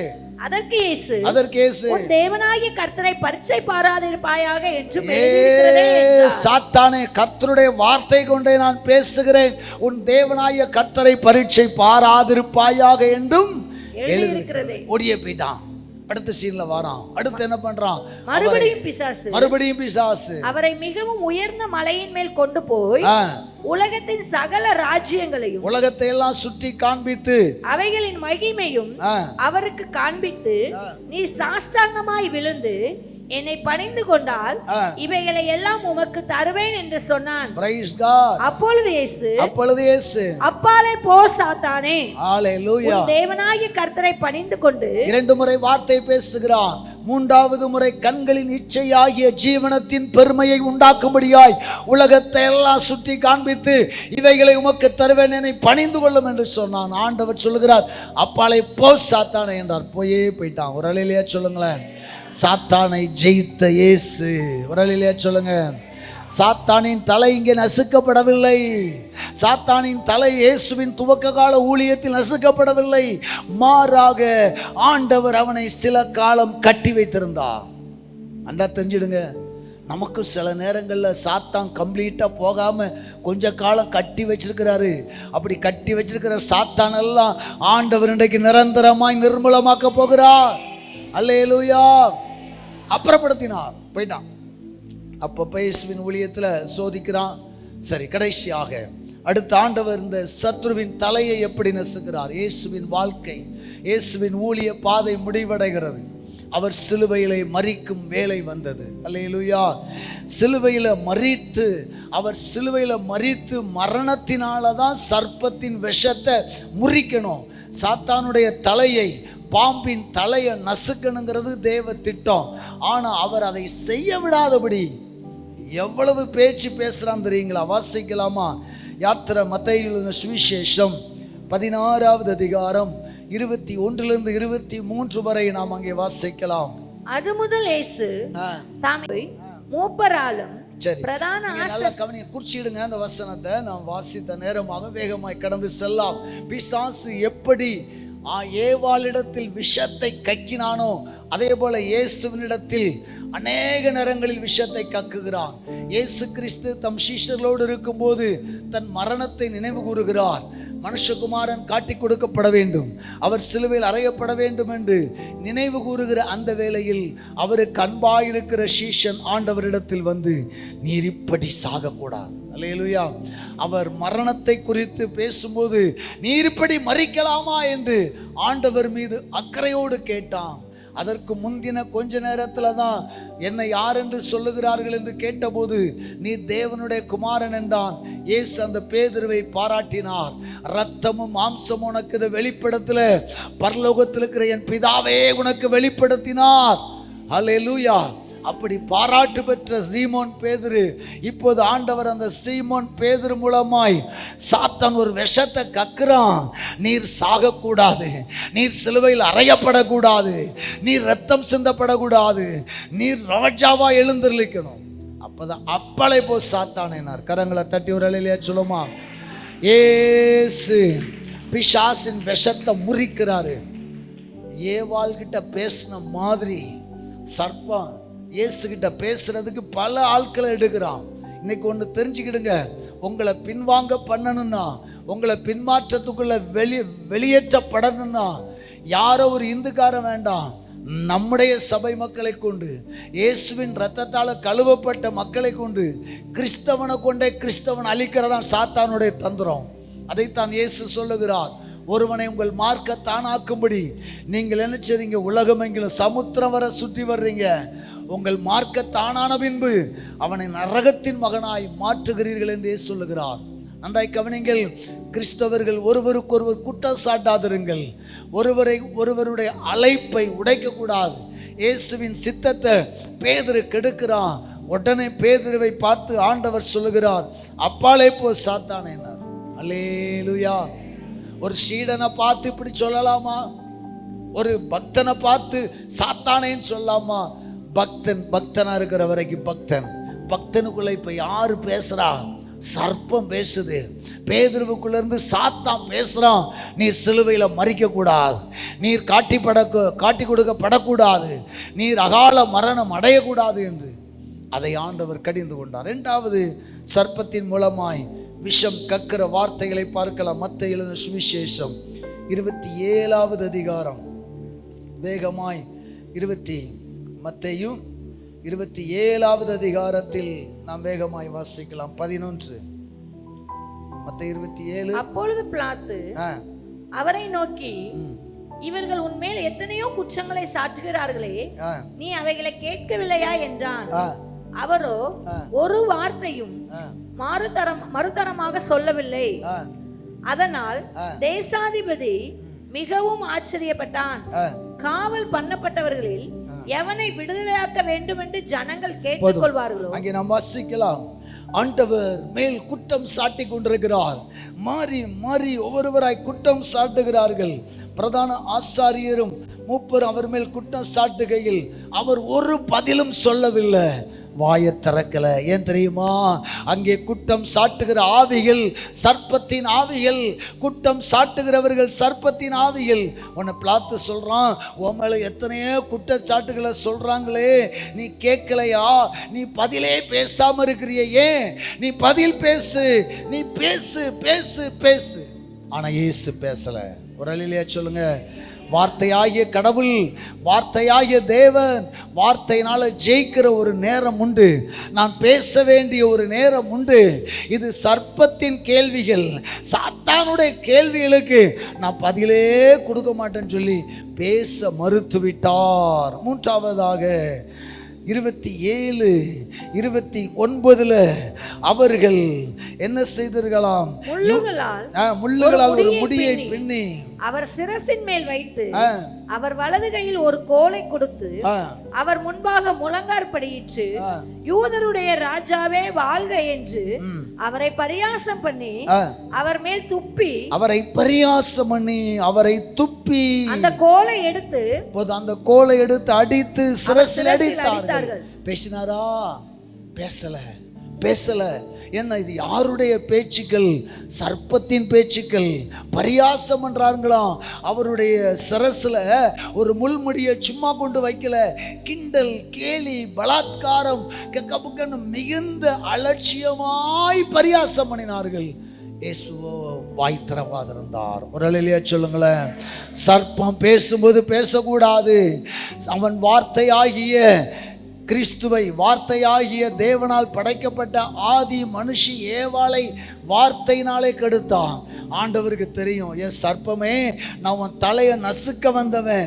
நீ கேட்குற கேள்விக்கெல்லாம் நான் பதில் கொடுத்துக்கிட்டே இருந்தா நானும் உன்னை ஜெயிக்க முடியாமல் போயிடும். நான் உன் தலையை நசுக்க வந்தவன். நீ எவ்வளோ பரியாசம் பண்ணு.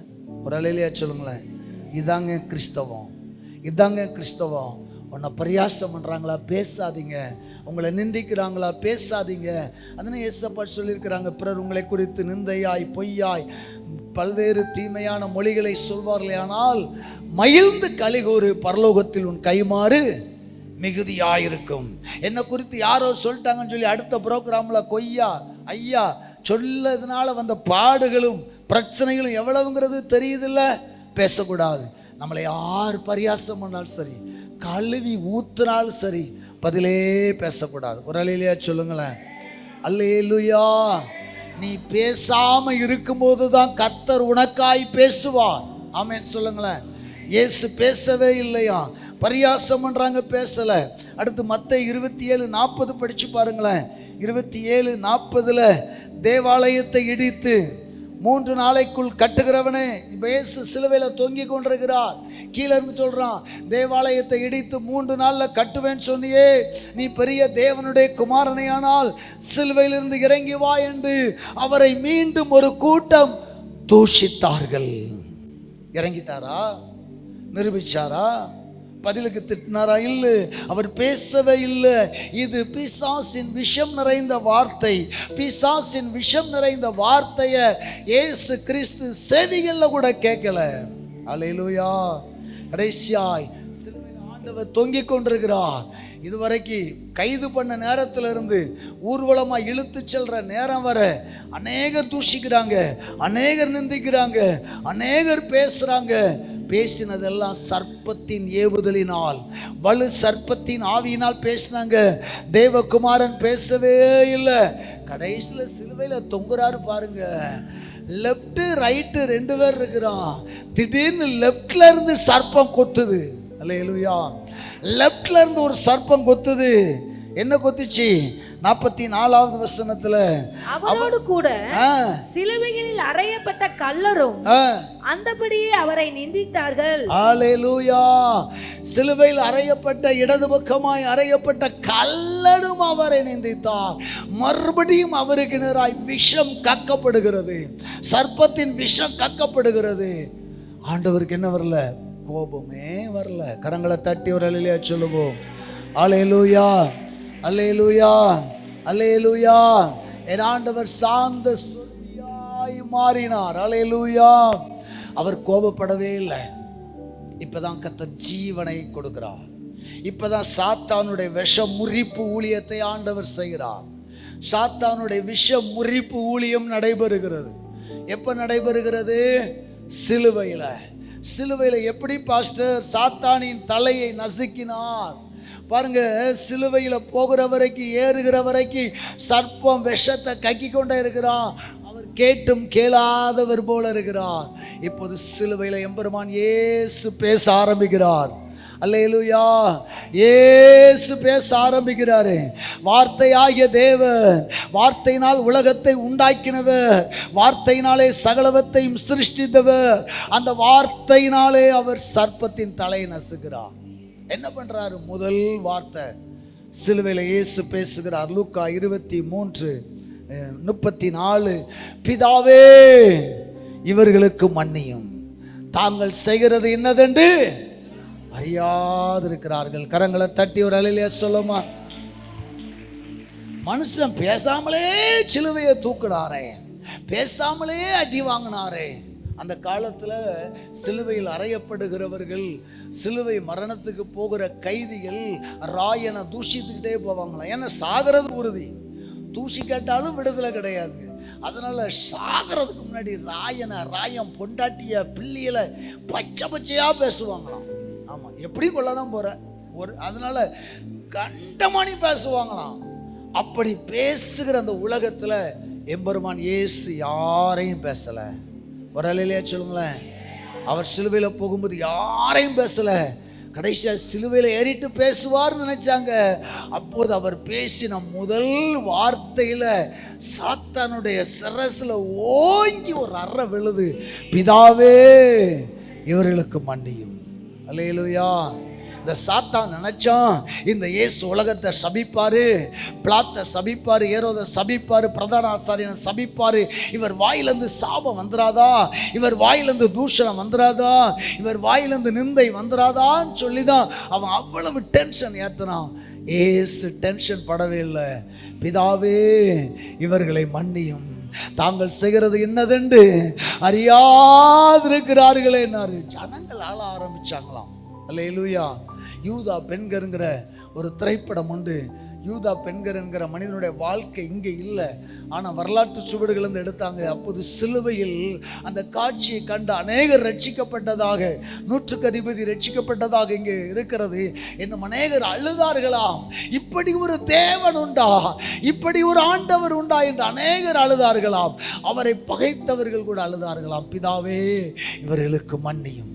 அன்பானவர்களே, இன்றைக்கு நீங்கள் சாத்தானை ஜெயிக்கணுமா, உங்கள் குடும்பத்துக்கு விரோதமான சத்ருவின் தலை நசுக்கப்படணுமா, உங்கள் குடும்பத்தை காயப்படுத்துகிற, உங்கள் குடும்பத்துக்கு விரோதமாக இருக்கிற தலைமுறை சாபங்கள், சூனியங்கள், மந்திரங்கள், மந்திர கட்டுகளை நிர்மூலமாக்க வேண்டுமா, மன்னிங்க, மன்னிங்க. பழி வாங்குற இருதயம் அல்ல, மன்னிங்க. ஆண்டவர் உங்கள் மூலமாய் ஜீவனை கொடுப்பார்.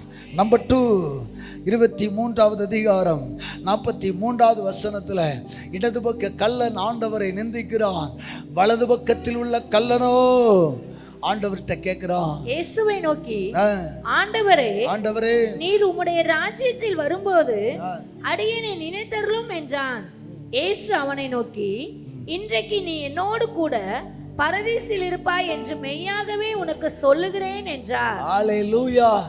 இன்றைக்கு நீ என்னோடு கூட பரதீசில் இருப்பாய். ஆண்டவரின் அன்பை பாருங்கள். அன்பார்ந்த தேவனுடைய பிள்ளைகளே, சாத்தானுக்கு இரண்டாவது ஒரு அடி விழுகிறது. என்ன அடி தெரியுமா? சிலுவையில் அறையப்பட்டவன். ஐயா, நிறைய பேர் சொல்லுவாங்க, சிலுவையில் அறையப்பட்டவன் ஞானஸ்நானம் எடுத்தானா?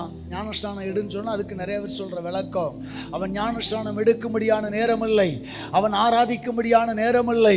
ஆனால் கடைசி கட்டத்தில் தன் ஜீவன் போகிற அந்த வேளையில் தேவகுமாரனை நினைத்தான். என்னை நினைத்தருளும், ராஜ்யத்தில் என்னை நினைத்தருளும் என்று சொன்னான். அல்லேலூயா. அவன் கல்லன்னு நீங்கள் நினைக்கிறீங்க, ஆனால் அவன் கேட்ட ஒரு ரிக்வெஸ்ட் என்ன தெரியுமா? உடைய ராஜ்யத்தில் வரும்போது. அப்போ ராஜ்யத்தை பற்றிலாம் அவனுக்கு தெரிஞ்சிருக்குல்ல, வேதம் அறியாதவன் அல்ல, அவனும் ஒரு யூதனாகத்தான் இருந்திருப்பான். அதனால தான் சொல்கிறான், உடைய ராஜ்யத்தில் வரும்போது என்னை நினைத்தருளும். ஆண்டவர் அந்த கடைசி நேரத்தில் கூட தன் அன்பை வெளிப்படுத்தி தன் அருகில் தன்னோடு கூட சாகும் நிலையில் இருக்கிற ஒருவனை ரட்சித்தார். அன்புக்குரியவர்களே, நீங்கள் எத்தனை வறுமையில் இருந்தாலும், எத்தனை அழிவுக்கு நேராக இருந்தாலும், உங்களை போன்று துயரத்தில் இருக்கிற ஒரு மக்களை ஆகிலும் உங்கள் கஷ்டத்தில் ரட்சிக்கும்படியாய் ஒரு ரட்சிப்புவை கட்டளையிடுங்கள். மூன்றாவதாக யோவான் 19:26 27 அப்பொழுது இயேசு தாயையும் அருகே நின்ற தமக்கு அன்பாய் இருந்த சீசனையும் கண்டு தம்முடைய தாயை நோக்கி, ஸ்திரீயே, அதோ உன் மகன் என்றார். பின்பு அந்த சீசனை நோக்கி, அதோ உன் தாய் என்றார். அந்நேரம் முதல் அங்கே ஆண்டவர் மூன்றாவதாக ஒரு அரவணைப்பை கட்டளையிடுகிறார். சிலுவையில் பூத்த பூக்கள் 7 அங்க முதப்பூ மன்னிப்பு, 2வது பூ ரட்சிப்பு, 3வது அரவணைப்பு. என் ஆண்டவர் தன்னுடைய உலகத்தின் அந்த ஓட்டத்தை நிறைவு செய்கிற போது கூட தன்னுடைய மாம்சத்திலே சுமந்து பெற்றெடுத்த அந்த தாயை தவிக்க விட்டு விடாதபடி கல்லனுக்கு ஆறுதல் செய்தவர், கடைசி நேரத்தில் கல்லனுக்கு இறங்கினவர் தன் தாயை நேசித்தார். தன்னோடு இருந்த தமையனை, தன் சிநேகிதனை நேசித்தார். இதோ உனக்கு தாயாக, இதோ உனக்கு பிள்ளையாக ஆண்டவர் அற்புதமான ஒரு அரவணைப்பை அங்கே கொடுத்து சென்றார். 4வதாக 27 மத்த 27:46 9ஆம் மணி நேரத்தில் இயேசு, ஏலி ஏலி லாமா சபக்தானி என்று மிகுந்த சத்தமிட்டு கூப்பிட்டார். அதற்கு என் தேவனே, என் தேவனே, என் தேவனே, என் தேவனே, ஏன் என்னை கைவிட்டீர் என்று அர்த்தமா? ஏன் என்னை கைவிட்டீர் என்று அர்த்தமாம். நிறைய பேர் இந்த வசனங்களை விமர்சிப்பார்கள். ஐயா, அந்த இயேசுவையே பிதா கைவிட்டார் என்று. அல்ல அல்ல அல்ல அல்ல, ஆண்டவரின் முகம் மறைக்கப்படுகிறது. நன்றாய் கவனிங்கள். இயேசு கிறிஸ்து தேவனுடைய குமாரனாய் இருந்து இப்போது அவர் ஒரு மரணத்தை தழுவ வேண்டும். ஏனென்றால் இந்த பூமியில் பிறந்தபடியினாலும் ஒரு பஸ்கா ஆட்டுக்குட்டியாய் அவர் ஒப்பு கொடுக்கப்பட்டதினாலும் அந்த ஜீவன் கொடுக்கப்பட வேண்டும். அவர் மரிப்பது தேவ திட்டம், 3ஆம் நாளில் உயிர்த்தெழுவது தேவ திட்டம். இயேசுவுக்கு தெரியும் தான் மரிக்க போகிறோம், 3ஆம் நாளில் உயிர்த்தெழுவோம் என்பது இயேசுவுக்கு தெரியும். ஆனாலும் கூட இந்த உலகை விட்டு, பிதாவின் சமூகத்தை விட்டு ஒரு செகண்ட் கூட பிரியாமல் இருந்தார். பிதாவையும் தேவனையும் இயேசுவையும் பிரிக்கவே முடியாது இருந்தது. பிதாவையும் இயேசுவையும் பிரிக்கவே முடியாது இருந்துச்சு. இப்போ 1 செகண்ட் பிரிஞ்சுதான் ஆகணும், பிரிஞ்சாதான் அடுத்த நிலை அடைய முடியும். அதனால கேட்கிறார், என் தேவனே, இப்படி பிரிந்து போகிற உம்முடைய பிரசன்னத்தை விட்டு விலகிற ஒரு நிலை வந்துச்சேன்றார தவிர தேவனை முறுமுறுக்கவில்லை. நான் 5வதாக தாகமாயிருக்கிறேன், தவிப்பு என்கிற ஒரு காரியத்தை நாம் பார்க்கிறோம். ஏன் தாகமாயிருக்கிறேன் என்றால், உடனே தாகமாயிருக்கிறேன் என்ற போது அவருக்கு கசப்பு கலந்த காடியை கொடுத்தார்கள். அவர் அதை குடிக்கவில்லை. தாகம் தாகம் தாகம் என்றது. ஆண்டவர் இயேசு கிறிஸ்துவின் நாவு வறட்சி அல்ல. நாவு வறட்சி ஆகியிருந்தால் அவர் அரண்மனையிலிருந்து உஷ்ணமான வெயில வரும்போதே செத்துருக்கணுங்க. ஏனென்று கேட்டால் ஒரு இரவு முழுவதும் அவர் தூங்கவில்லை. இரவு முழுவதும் விசாரணை, பகல் முழுவதும் அடி, பல மைல் தூரம் பிரயாணம், அப்பெல்லாம் நடந்தவர். அப்போதெல்லாம் அவர் தாகம் என்று சொல்லாதவர். ஏன் சொல்லுகிறார் என்றால், உங்கள் மீது ஆத்தும தாகத்தோடு இருக்கிறார். இந்த புனித வெள்ளி ஆராதனைக்கு வந்திருக்கிற என் அன்பார்ந்த சகோதரா சகோதரியே, உன் ஆத்துமா மீது தாகமாயிருக்கிறார். நீ மனம் திரும்ப வேண்டும் என்று அவர் தாகமாயிருக்கிறார் என்பதை மறந்து விடாதிருங்கள். ஆறாவதாக யோவான் 19:28.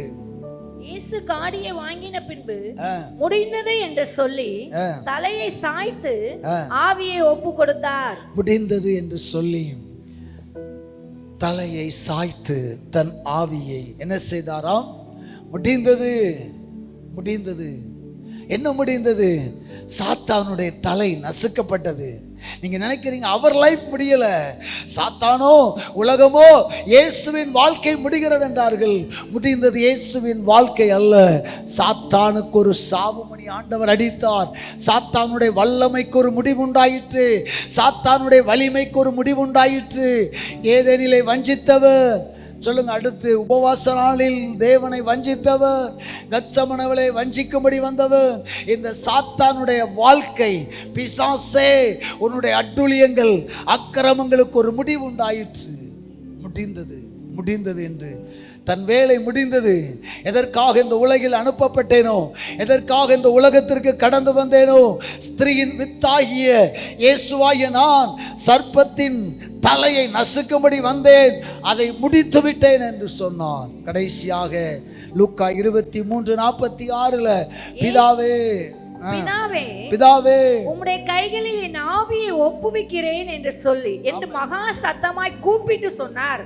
இப்படி சொல்லி ஜீவனை விட்டார். பிரைஸ் காட், ஹல்லேலூயா.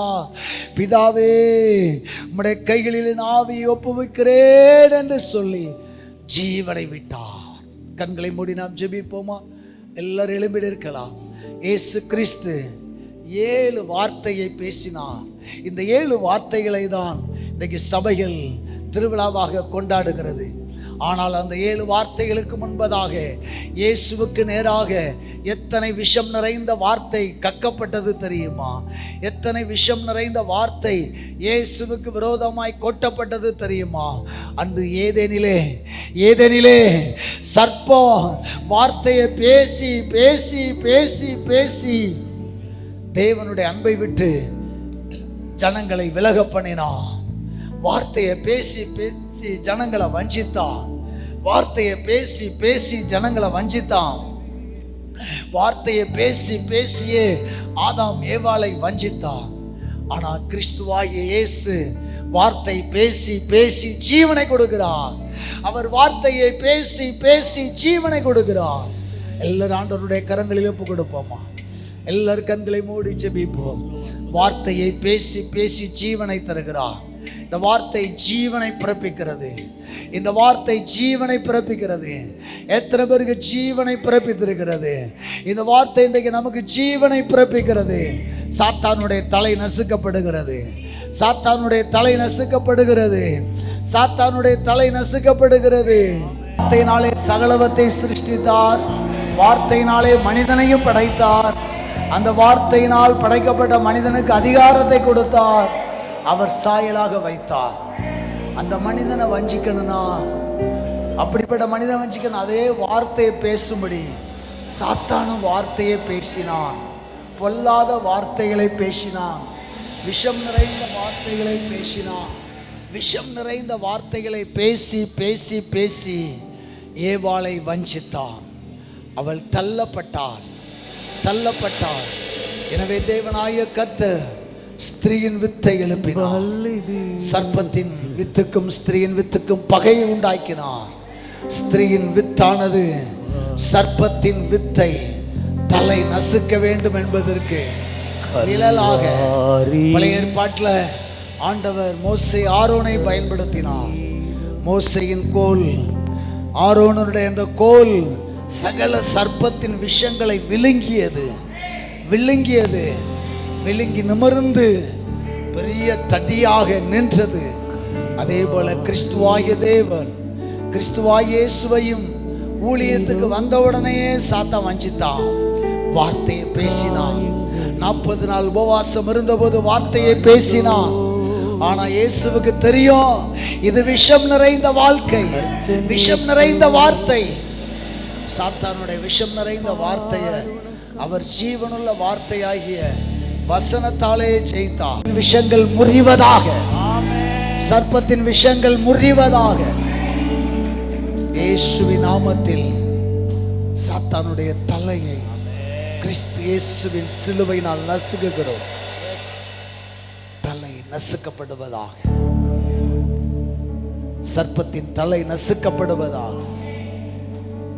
இயேசுவின் நாமத்தினால தேவ சாயலால் படைக்கப்பட்ட தேவ ஜனம் தேவ சாயலாக வாழட்டும். தேவனுடைய ஆளுகையை பெற்றுக்கொண்ட தேவ ஜனம் ஆளுகையை பயன்படுத்தட்டும். ஆசீர்வதிங்கப்பா. இந்த 2 காரியங்களுக்கு விரோதமாகவே பிசாசு எழும்பினான். பிசாசின் தலையை நசுக்கினீர், பிசாசின் விஷத்தை முறித்தீர். சாத்தானுடைய விஷம் முறிக்கப்பட்டதற்காய் நன்றி. எங்கள் மக்களுக்குள்ள விசுவாசத்தின் நம்பிக்கை உண்டாகட்டும். ஜெயம் எடுப்பார்களாக. புது சிருஷ்டி ஆகட்டும். தேவ சாயலாக மாறட்டும். தேவனுடைய ரூபத்தின்படி ஆகட்டும். தேவனுடைய ரூபத்தின்படி ஆகட்டும். தேவனுடைய ரூபத்தின்படி ஆகட்டும். தேவனுடைய கிருபைக்காய் ஜெபிக்கிறேன். ஆண்டவருடைய அற்புதமான கிருபை சூழ்ந்து கொள்ளட்டும். அற்புதமான தேவனுடைய கரம் சூழ்ந்து கொள்ளட்டும். சாத்தானுடைய தலை நசுக்கப்பட்டது, சிலுவையினால் நசுக்கப்பட்டது. என்னை அவமானப்படுத்தின ஆவிகள், என்னை சிறுமைப்படுத்தின ஆவிகள், எனக்கு கடன் கஷ்டம் நிந்தைகளை கொண்டு வந்த ஆவிகள், என்னை ஜெபிக்க விடாமல் கட்டி வைத்திருக்கிற ஆவிகள் தலை நசுக்கப்படுவதாக. ஆராதிக்க விடாமல் கட்டி வைத்திருக்கிற ஆவிகள் தலை நசுக்கப்படுவதாக. தேவனுக்காய் எழும்ப விடாமல் என்னை ஒடுக்குகிற ஆவிகளின் தலை நசுக்கப்படுவதாக. நன்றி அப்பா. அன்பு கரத்தில் ஒப்பு கொடுத்து ஜெபிக்கிறோம். பெரிய காரியங்களை செய்யுங்க. வந்திருக்கிற அன்பான தேவ ஊழியரை ஆசீர்வதிங்க. எங்கள் மத்தியில் நல்ல பயன்படுத்தினீர். நன்றி. தொடர்ந்து நம்முடைய கிருபை இருக்கட்டும். கடந்து செல்லுகிற எல்லா மக்களுக்கு கர்த்தர் மேகஸ்தம்பமாய் கூடவே செல்லும்படி ஜெபிக்கிறேன். நல்ல சமாதான சந்தோஷத்தை தாரும். மாலை நரிப்போர் ஊழியங்களை ஆசீர்வதிங்க. ஞாயிற்றுக்கிழமை அதிகாலை 4 மணி சர்வீஸ் உயிர்த்தெழுதலின் ஆராதனை ஆசீர்வதிங்க. மேன்மைப்படுத்தும் இயேசுவின் நாமத்தில் ஜெபிக்கிறோம் ஜீவன்களின் நல்ல பிதாவே. என் ஆத்துமாவே கர்த்தரை முழுமே பரிசுத்த நாமத்தை ஸ்தோத்திரி. என் ஆத்துமாவே கர்த்தரை ஸ்தோத்திரி. கர்த்தர் செய்த சகல உபகாரங்களையும் ஒருபோதும் மறவாதே. ஆமென்.